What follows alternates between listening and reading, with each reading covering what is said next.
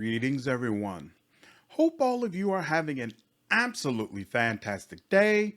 We're back again with King Arthur, Knight's Tale. And this time I want to talk about Sir Balin, a vanguard that you get very early in the game. I am doing a replay of the game as a tyrant, so that allows me to pick up a lot of these tyrant characters that I had deleted in my last playthrough, but I'm trying them out now, and this is a guy who I really like. So first, let's go over his traits. First is Raider. The amount of gold found by this hero's party is increased by 10%. Obviously, this is very nice. Defender of the Bridge. He gets 100% loyalty from the court title Defender of the Bridge. So this makes it very easy for you to be able to raise his loyalty by just sticking him in the appropriate slot. So that's also very nice. Baptized, -1 loyalty if an old faith decision is made in a mission. So this means it's going to be very difficult if you're following the old faith to keep his loyalty high. So my playthrough right now is as an old faith tyrant, and as you can see, I've got his loyalty up to 8, so it's not bad, but he's taking a -5 because of my religion, and then there's a -4 from events as I make old faith decisions. So it's not impossible to get his loyalty up higher, but if you're not a Christian, it's obviously going to be a lot more difficult. And honestly, that's the case for all of the characters that have 2 moralities. So, some of them, they're just Christian or they're just tyrant. But anytime they have both of these, then they count separately. So as you can see, he is getting a +5 from my morality because we're both tyrants. So you have to keep that in mind when you're deciding what kind of team you want to roll with. And then finally, unpopular. Healing vitality at the hospice costs 100% more for this particular hero. So definitely don't allow him to get damaged. All right, now let's move on to his abilities. So he does have strike, of course, deals 75% weapon damage to an adjacent enemy 2 times. He can make it so that this weapon will poison enemies, which means they're going to suffer 10% damage at the start of their turn and deal 20% less damage. He gets an additional 15% weapon damage if you choose that upgrade. And Strike's weapon damage can be increased by 20% against bleeding units. And finally, the hero gains 1 AP when killing a unit with Strike. So I would definitely say he's going to come with this skill, and then I would definitely say you should pick up these three upgrades. The one for bleeding units, it kind of depends upon your skill, your team setup. So I've mentioned before that bleeding is probably something you want to wait to develop when you're around level 7 or 8, as you encounter more enemies that are susceptible to bleeding. He does not have a way to make characters bleed, so you would have to have 1 or 2 other characters that are doing it on a regular basis. So if you have a champion or you set up Sir Mordred to be able to make people bleed, then around level 7 or 8, it would make sense to be able to take this. But if you don't have those type of party members on your team, then you can go ahead and skip this. All right, next up we have Jump, which allows him to jump to the target tile. Very useful. It makes it easy for Sir Balin to be able to get behind enemies and do backstabs. As far as upgrades, you've got Lope, which reduces the cooldown for jump by 1 turn. You can reduce the AP cost, so it's only going to cost 1 AP in order to be able to use this skill. And also note that if you take the cooldown reduction, it will only have a cooldown of 1 turn. So essentially, jump is always going to be available to you. Very nice. You can increase the range by 1 tile. And then finally, the hero can gain 1 movement AP after using jump. Definitely want to take jump. It's a monster skill. Vanguards get more damage that they can do from the backside. So being able to get there very easily is obviously very useful. You want to take these 3 upgrades most definitely. This 4th one, adding 1 movement AP after jump, based upon your character setup, maybe that 1 movement AP is going to help you. But I venture to say more than likely you don't need it, or if you do need it, you're getting it from other places and don't need to really pick it up here. Next up is Bear Trap. You can place a hidden bear trap on an empty tile. The trap triggers when an enemy unit enters this tile, dealing 100% weapon damage and causing slow for 1 turn. The hero can act a maximum of 5 active traps. And you'll notice in the lower right, the AP cost is 2. He has 8 action points at this time. So technically, you could throw out 4 traps in 1 turn if you wanted to. As far as upgrades, you can use it to cause bleeding. So I don't use traps, so I completely forgot that he could do bleeding with traps. But that is an option for you if you wanted to go ahead and put on this upgrade and then throw out a lot of traps to make more enemies bleed. You could do that. Bear traps reduce the triggering unit's AP by 2. The cost is reduced by 1, so actually you can make this cost 1 AP and literally throw out 5 active traps. And then the bear trap can do 15% more weapon damage. So me personally, I do not like traps because it's not guaranteed damage. Like if I get behind a person and I hit them, then unless they've got a crazy high dodge, I'm going to be able to just carve them up. With bear traps, you're putting them on these empty tiles and then hoping that enemies just so happen to pass over them. Now, they can walk into these traps on a pretty regular basis, but they also walk around these traps all the time. So for my personal play style, it's just too sometimey. I'm not interested in it, but you may decide that the traps work for you. Next up is Hide. The hero becomes hidden. Hidden units don't break line of sight for other units and can't be seen by enemies. The hero also gains 50% surprise damage for their next attack. The surprise bonus is lost if they move more than 2 tiles after being revealed. So basically, you can become hidden and walk into a specific square that's going to allow you to get the jump on enemies the next turn, right? Now, during the enemy's turn, if they walk too closely to you, then you'll become revealed. But you do not lose your surprise bonus just because you become revealed. You have to move at least 3 tiles, and then the game essentially says, all right, it's no longer a surprise. They see you walking. You can't get the jump on these enemies. So it makes it very easy for you to position yourself in a way where enemies will be close enough where you're still going to be able to do surprise damage against them. As far as upgrades, you can make it where the surprise bonus is retained for 2 additional tiles of movement. So you will be able to walk 4 tiles after being revealed instead of just 2 and still retain that additional damage. You can increase the surprise damage by 50%. You can decrease the range at which enemies can see you. Different enemies have a different range where they can see hidden enemies. Like some people can actually see you from as far as 4 or 5 tiles away. But most of them, they need to be in that 2 or 3 tile range in order to be able to actually see you. So if an enemy needed to be within 3 tiles to see you, well, now it's going to make it where it needs to be within 2 tiles to see you, making it much more likely you can get the jump on that particular enemy. And then finally, the hero gains 2 movement AP when starting a turn hidden. So Hide, monster skill, allows you to do an incredible amount of damage against enemies.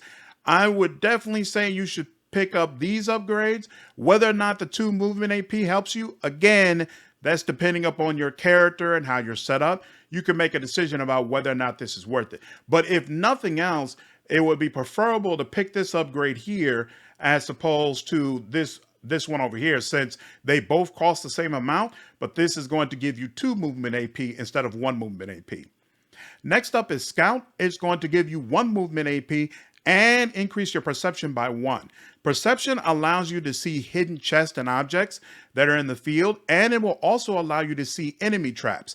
Enemy traps are not common in fights in this game, at least not on the normal level difficulty. But when they are out there, it's very, very frustrating to not be able to see them because it can damage not only your HP, but sometimes it'll also take away AP, making it more difficult for you to attack during a specific turn.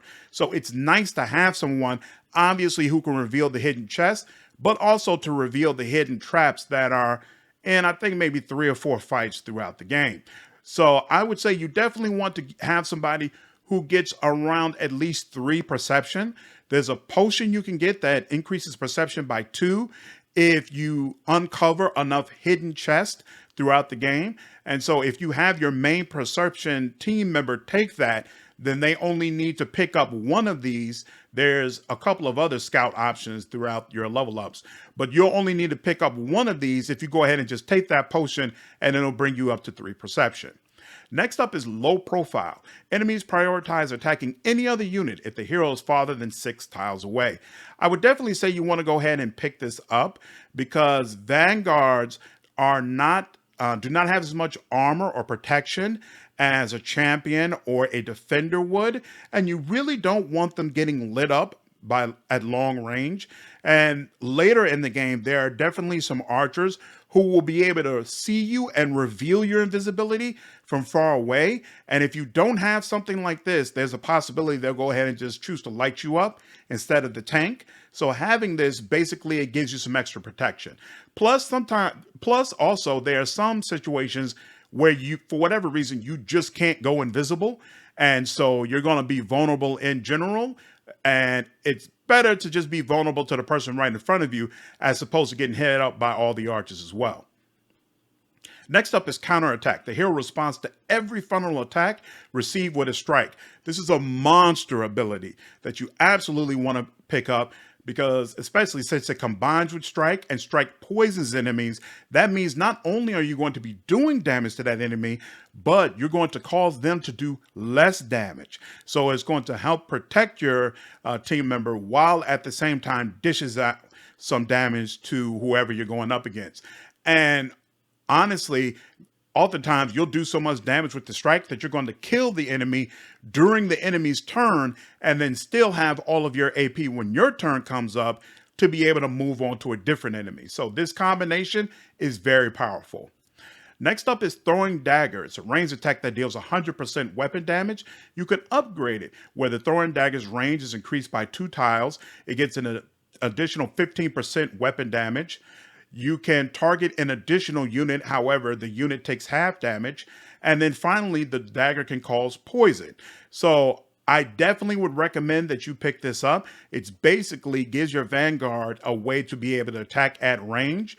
And I would recommend that you pick up all of these upgrades as well. It's just going to give you more versatility to be able to do more damage. Next up is Gastrap. Places a hidden gas trap on an empty tile. It's going to deal 100% weapon damage to every unit within a 3x3 tile range. And it leaves a cloud that lasts for 2 turns. You can upgrade this where it's going to do poison damage, where it'll cause enemies or units to be weakened, which means that they'll deal 33% less damage. You can cause those units to be slow, and units within the cloud lose 3 armor at the start of their turn. So obviously, this is a very, very powerful crowd control method, putting multiple horrible statuses onto them and making it easier for you to deal with them overall. Again, me personally, I'm not a fan of traps, and therefore I don't make my builds around traps. And this is much better than bear trap. But in my mind, if you're going to have this, then you should pick up this and then pick up Master of Traps. Like either you're going to go all the way with traps or you just leave it alone. And me personally, I just leave it alone. But you can make your own decision about if you prefer to mix and match and have specific things in your kit. But I just ignore all of this and focus on making him a master assassin. So next up is Master of Traps. It's going to give you a +1 tile range for trap skills. You can upgrade it so that the hero deactivates discovered enemy traps by stepping on them. The hero loses 2 AP for each trap deactivated. I don't see why you would want to do this, but okay. You can make it where your traps do an additional 10% weapon damage, +1 turn duration to every damage over time effect caused by trap skills. And then finally, you can have +1 active traps. So definitely, if you're going to specialize in traps, this is something you're going to go ahead and pick up. And to me, if you were going to pick up this, again, you would pick up this instead. Since I don't pick up this and I'm not interested in this, I ignore this, but you can decide if some combination of it works for you. Next up is Robust. You get +10% vitality from accessories and trinkets and +10% HP from armor sigils. I personally ignore this on Vanguards with Jump because most of the time what happens is I'm already hidden. I run up to the enemy I want to kill. Either I'm able to completely take them out, or I always leave 1 AP on the character so that they can jump away to somewhere that's safe. And if I have 3 AP, then I'm going to jump and then I'm going to go invisible. So because of that, I focus much more on making sure characters like Sir Balin are not in a position where they be attacked, period. Not on using skill points to make them more sturdy. So me personally, I ignore this. If you use your Vanguard a little bit differently, then it may make sense for you to go ahead and beef them up. We've already talked about Scout. Quick note before we move on to the third tier. If you enjoyed this video, I would really appreciate you hitting the like button. I use this information to help determine what kind of content my channel enjoys seeing, and it helps to spread my videos to more people. I really appreciate all of your support. Okay, first up, you have jumping attack. He's going to jump to the target and deal 150% weapon damage, then jumps back to the starting position. You can upgrade this skill to do 25% more weapon damage when you're in a surprise state. The cooldown is reduced. You could cause knockback on the target, and the range of jumping attack is increased by 1 tile. So I think jumping attack is definitely a monster ability. It's going to deal more damage than you can do with strike or even throwing dagger. I would definitely recommend you pick up these 3 upgrades. As far as knockback, I don't think this knockback is worth it. Remember, you're going to jump back to your starting point. So it's not like you need to knock back the target in order to give you some breathing room. You're not going to be next to the enemy more than likely. So I would say you could safely keep this off, but the other 3 upgrades definitely well worth it. Next up is Backstab, deals 30% weapon damage. Monster skill. Monster skill when you combine it with jump, which is going to allow you to get to the enemy's backside all the time. The upgrades are going to give you an additional 10% weapon damage, bringing you to 40% weapon damage increase from Backstab, and that's on top of the weapon damage increase you automatically get just for doing a Backstab. You can also do an additional 20% weapon damage for surprise attacks if they are backstabs, and you should be getting those all the time. You can get +2 armor piercing when backstabbing, and this increases every 5 levels. So it's going to get better as you level up more. And then finally, attacking from behind causes 20% vulnerability to the target for 1 turn, essentially increasing the amount of damage that you're able to do to this character. All of this is absolutely fantastic. It's going to help your character a lot. I feel like once you get to this 3rd tier, this is probably what you should go for first, over and above everything else. But a close runner-up is Assassination. Plus 20% weapon damage against units with less than 25% vitality. You can upgrade it where it's going to do an additional 10% weapon damage, an additional 15% weapon damage against units affected by bleeding or poison. And by this time, more than likely, you've set up your champions and or your defenders to do bleeding, so this actually is going to help you.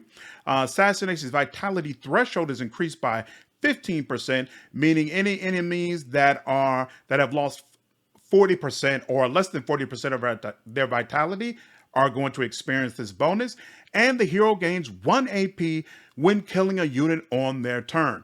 So this is all absolutely fantastic for the Vanguard, and for the way I play a Vanguard, I'm going around to the different archers or melee characters that are out on their own and clearing them out. And then I'm heading to wherever Sir Mordred is, because more than likely he's engaged the boss character or the character who seems like they're going to be able to do the most damage. And I'm going to assist him in taking that character out. So oftentimes, by the time your Vanguard gets around, at least in my play style, by the time the Vanguard gets around to the boss character, that character has already lost some health. And it's going to help ensure that on those really, really tough bosses, you're going to get these bonuses and be a true difference maker when you step up to those really, really hard characters. Next up is quick-footed. The hero becomes immune to opportunity attacks. So obviously this is going to make it even easier for you to get to backstab opponents. So on those rare cases where maybe jump is not available, you'll still be able to walk around and get to their backside. definitely say you should go ahead and pick this up. But then again, jump is only got a 1 AP cost. The cooldown is 1. Most times it should be available to you, so you could decide if this really is worth it. Scout we've already talked about, and then finally Master Assassin. Hide AP cost is reduced by 1. Starting the turn, hidden grants +1 AP. So this is going to really help with your AP management, basically making it so that you are able to hide for free. And that is all the skills for Sir Balin. I think he's a really, really awesome character and can definitely help out your team as long as you have the correct morality to be able to max out his loyalty. Hope all of you enjoyed this video. If you did, please leave me a like, share this content, and subscribe to the channel if you haven't already. I will see you all in the next video. Take care.